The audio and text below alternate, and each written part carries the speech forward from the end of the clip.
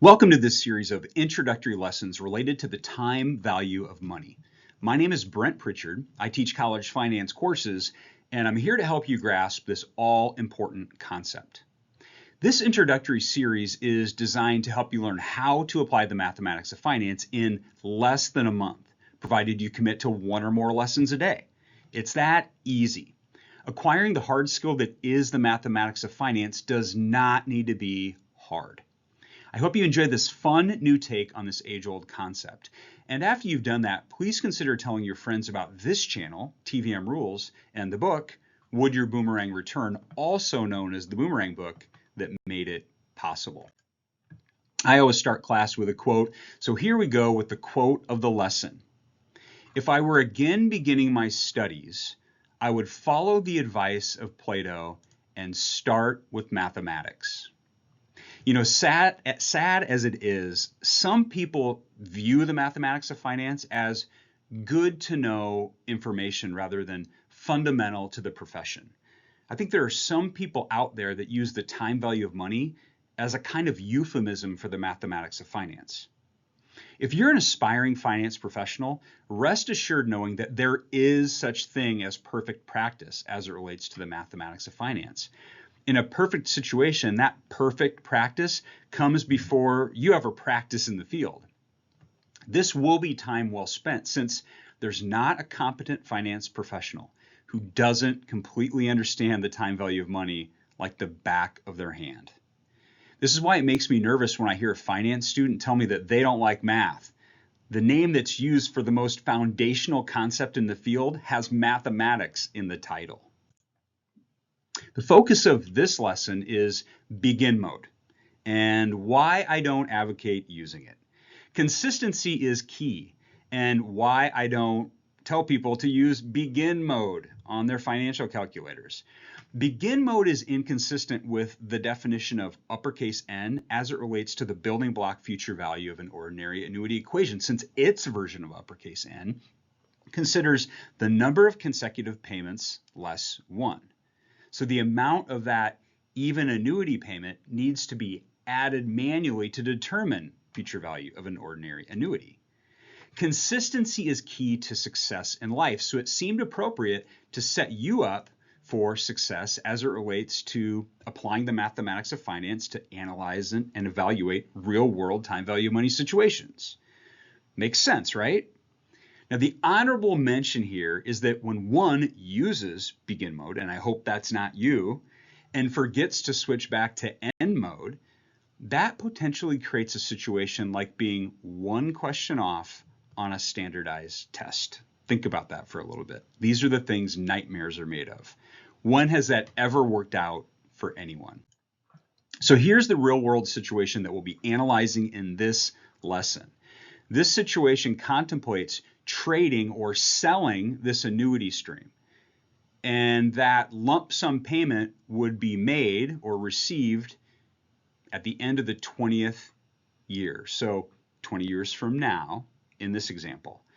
So you're trading $7,500, 11 of those $7,500 payments, you know the true investment yield, and you're trying to determine, okay, what's the minimum amount that you could accept in exchange for this annuity stream. So let's draw our TVM wallet. We like to draw timelines. We also like to draw TVM wallets. Why do we draw TVM wallets? Well, remember, the TVM wallet is meant to be used in conjunction with your financial calculator. Now, I don't know if yours looks like mine. That's an actual picture of my financial calculator. I've found an alternative use for a paper clip. I've scratched out the begin on that key to remind me that I don't like begin mode, and neither should you. So I've written the 5 primary TVM inputs or variables, the keys on your financial calculator that you should like, and the ones that you're going to be probably using more often than not. And so let's start visualizing here in the first window of the TVM wallet. There's the abridged symbol, and 10 years from now, you expect to receive the first of 11 $7,500 payments. And you want to know, what's the minimum amount that I would sell this stream of payments for if the payment were accepted or received at the end of the 20th year? So we're trying to figure out the future value of an ordinary annuity. So we'll put parentheses here and we'll add an OA to remind us what we're solving for. Let's fill in the blank. How are we telling time? What's the time span in between period markers on this timeline?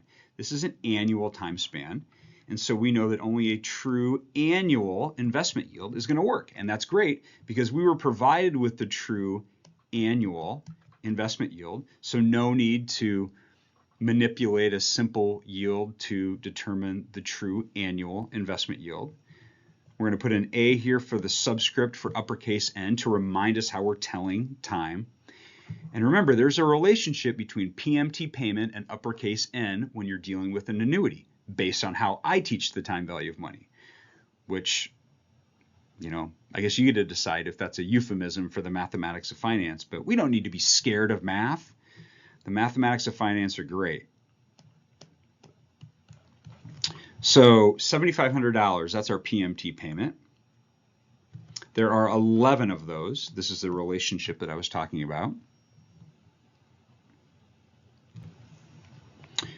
We've got 0 here for PV. Why 0? Now, I'm trying to anticipate what some people might be thinking. Well, what about that $7,500 payment that will be coming my way at the end of the 10th period, 10 years from now, which is also known as the beginning of the 11th period, right? I think we talked about that in the last lesson. Well, don't go down that path because that way of thinking leads to inconsistency. Remember, consistency is key. It's one of the reasons why we don't like the begin key on our financial calculators.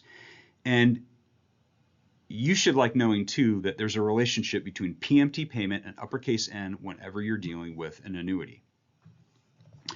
So we solve for the future value of an ordinary annuity and we get $92,436.83.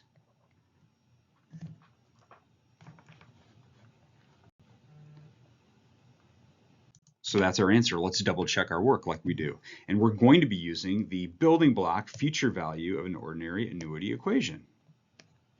Future value of an ordinary annuity equals, while I write this out, remember there are 9 building block time value of money equations. It doesn't take that much time to memorize them. If you know me and you've read the book or some other things I've published, like our weekly blog, you know that I think memorization is for the birds, but it's pretty easy to memorize these building block time value of money equations because it only takes memorizing 5 to get to 9. Now, why is that? Because of algebra and rearranging. The building block present value equation is hidden inside the building block future value equation. What do I mean by that? You can rearrange using algebra. And then there's the add-on expression, which is 1 plus I, and I is the true investment yield, within parentheses. And if you know that, and you know your building block time value of money equations, it only takes memorizing 5 to get to 9, which is pretty slick. So when we work out this math, we get $92,436.83. Now let me go back and check my work because I was talking as I was writing, and sometimes it's hard to do 2 things at once. So there we go. Notice there's no error here, but I'm just going to go back and revisit PMT payment and uppercase N. There's a relationship between PMT payment and uppercase N based on how I teach the time value of money and how I don't advocate using begin mode, because there are 11 $7,500 payments. So I'm going to circle this number there, $92,436.83. It's the correct number. And I'm going to put a little squiggly line here. And I'm going to show you what's going on with begin mode. I will not be inputting these values or variables into the TVM wallet. Why? Because we like the TVM wallet. And we don't like begin mode. So here's what's going on when one uses begin mode. Notice how I didn't say when you use begin mode. I hope you don't use begin mode. I wouldn't want it to be like being one question off on a standardized test. That's a bad thing. Okay, here's where it all goes off the rails. N equals 10. Okay, I don't like that, but you probably knew that already. Because there aren't 10 of these payments. There are actually 11 of those payments. And when you solve for future value here, you get $84,936.83. So that's inconsistent, and we like consistency, right? But then remember, you have to add the last payment. So I'm going to get rid of this negative sign so that we can, add the last payment. And when we add the last payment, then we get the number, the right number. But that's kind of messed up, isn't it? And we like consistency. That's what the TVM formula is all about. So that's a wrap. If you like what you learned in this lesson, please consider telling your friends about this channel, TVM Rules, and the book that made it possible. The user manual that is the how section of Would Your Boomerang Return is made possible because of simplicity related to the TVM rules, consistency among the improved building block time value of money equations, and connectivity throughout the TVM formula that culminates in the three-step systematic approach. You won't find any superfluous information or terminology in this handbook. Every component or piece has a purpose right down to the letter, literally, as we learned in this lesson. Unlike a traditional academic publication that can be exhausting to read, this is a creative work. It's both original and comprehensive because it needs to be. Now, to say that any book on the topic of the time value of money would be considered a beach read may be a stretch. That said, I challenge you to find one closer than this. If you haven't purchased your copy yet, all the important information on this all-important topic is gift-wrapped within the cover of Would Your Boomerang Return. Until next time, enjoy the gift that is the present.